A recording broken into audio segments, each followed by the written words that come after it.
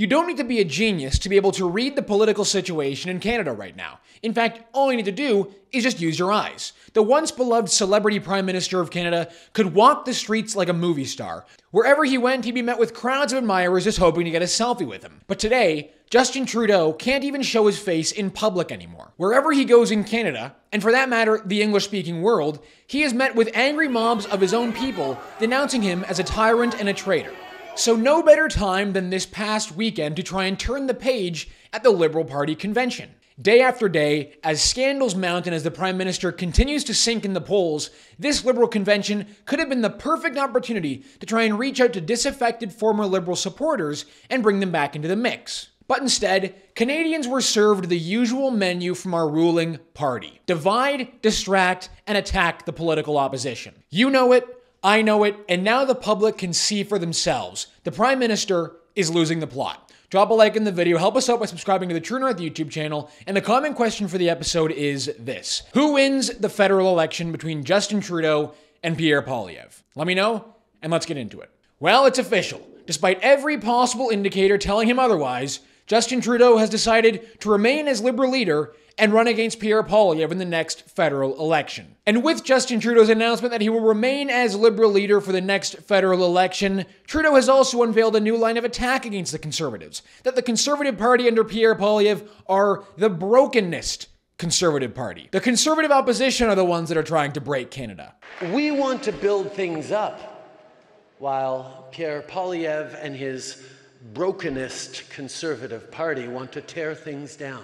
And if that's the new line of attack, well, the old line of attack of calling the Conservatives and anyone else who disagrees with him a conspiracy theorist isn't going out of style anytime soon. First, he attacks Conservatives for going down the rabbit hole of conspiracy theories. Then he attacks Pierre Poilievre for calling on Joe Biden to lift the vaccine mandate on Canadians entering the United States for travel or for work. Now, in Trudeau's eyes, that was a waste of Poilievre's time, except for the fact that a few weeks after they had the conversation, Poilievre and Biden lifted the mandate. That part of the story didn't make it into Justin Trudeau's speech, that Poilievre's diplomacy actually worked.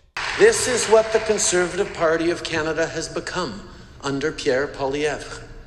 Even Aaron O'Toole knew that. Before he left, he admitted that members of the Conservative Party went deep down into the rabbit hole of conspiracy theories during the pandemic, and they show no sign of coming out. It's quite telling that when Pierre Poilievre sat down with President Joseph R. Biden a month ago, he used his precious time to complain about vaccine mandates. It's worth going through some of the points that Justin Trudeau makes in his convention speech, because as we go through them, you might find yourself asking the question as to whether or not this man actually lives in the same country you do, let alone governs the country you live in. When Prime Minister Kishida of Japan visited Canada, he said that he looks to what we're doing to build an economy that leaves no one behind. Really? The Prime Minister of Japan wants to build an economy that emulates Canada's economy, that, quote, leaves no one behind? Clearly, Yoshida hasn't seen any of Canada's overwhelmed food banks, where millions of Canadians are undoubtedly left behind. When we hosted Chancellor Scholz of Germany, he talked at length about our values of compassion and diversity. They know that we have the democratic values that make us reliable. The German Chancellor knows that Canada has the democratic values that make us a reliable partner? Please. What makes Canada really valuable is we treat people with the respect and dignity they deserve.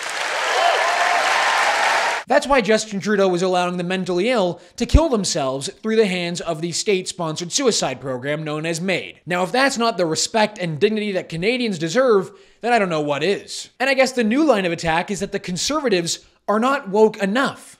They either say investing in Canadians is a waste of money, or that our policies are too woke. Too woke? Hey, Pierre Poilievre, it's time for you to wake up. Now that Liberal crowd sure sounds enthusiastic about Justin Trudeau's platitudes against the Conservative Party of Canada. But before Trudeau took the stage, International Trade Minister Mary Ng tried to whip up some excitement amongst the crowd for the Liberal leader's speech.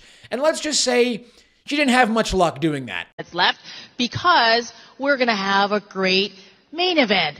So in the next, yay, main event, the leader of the party, yay! But then a very strange thing happened the next day, even more bizarre, when Chrystia Freeland and Hillary Clinton, of all people, an unfortunate duo if there ever was one, got together for a fireside chat. Freeland acknowledged that Justin Trudeau is not having a very good time as Prime Minister these days. As she says, he gets beaten up, but at least he gets beaten up for all the Liberals in the room. Watch this. Who right now is the guy skiing in front, breaking through the snow, getting beaten up, is our amazing Prime Minister.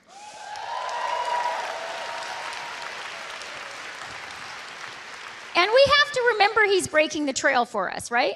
And when he gets beaten up, it's for all of us. I know we remember that. One of the things that is remarkable about his leadership is he is a truly feminist Prime Minister. Another hilarious moment at Liberal convention occurred when a Liberal Party member took the mic and blasted her party for getting drunk at after-parties and getting racist when the booze started flowing. My name is Dawn Upshaw. I'm from Nova Scotia. I'm African-Canadian, the Black Loyalist. I'm also Mistissini Cree from Bay James. I attended a reception last night. We're here from different time zones. People are tired, people are hungry, and there was liquor served at the event. So people were getting drunk and tired rather quickly. And that's when the racism come out. So I was here last night listening and reacting to racism from Liberals. So when you respond to racism, do not respond with food, fun, and fashion shows as you've done in the past. Do something, and let us do something, and let us be the people who guide you. Thank you. What? Liberals getting racist behind the scenes despite calling their opposition racist? You don't say such a thing, surely not. But if any of you thought that Liberal Party members, the rank and file supporters, were concerned about the direction of the government, that, for example, the push to try and censor the internet might hurt them electorally, think again. Because Liberal Party members want to take internet censorship one step further. Liberal Party members voted to adopt a motion which the Toronto Sun describes this way: a call for the government to hold online information services accountable for the veracity of material published on their platforms and to limit publication only to material whose sources can be traced. Traced, of course, by the government. The Liberal Party members want the government to decide what can and cannot be published as news. It's tough to imagine that Canadians would even think of a policy like that in the first place, let alone Liberal Party members voting on and accepting that as national party policy. Now, it's worth mentioning that Liberal Party policies are non-binding on the government. That is not a piece of legislation that has been introduced. As of right now, that is not something that the government is pursuing.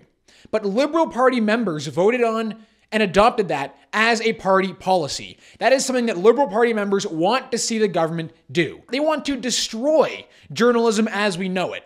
And Justin Trudeau at his convention wants to attack the Conservatives as a party that doesn't support the free press. As his own people vote to adopt the motion that would destroy journalism in this country. I want nothing more than to be able to laugh this motion off the table and dismiss it as something that will never happen in this country. But to be honest, none of us can do that with Justin Trudeau as the Prime Minister. None of us should be surprised if in a few months, Justin Trudeau makes a move to further expand his control of internet in this country and destroy journalism as we know it. Reminder to let me know in the comments, will Justin Trudeau be able to defeat the Conservatives once again in the next federal election? That's going to do it for us today on the show. Thank you so much for tuning in. My name is Harrison Faulkner, and this is Ratioed.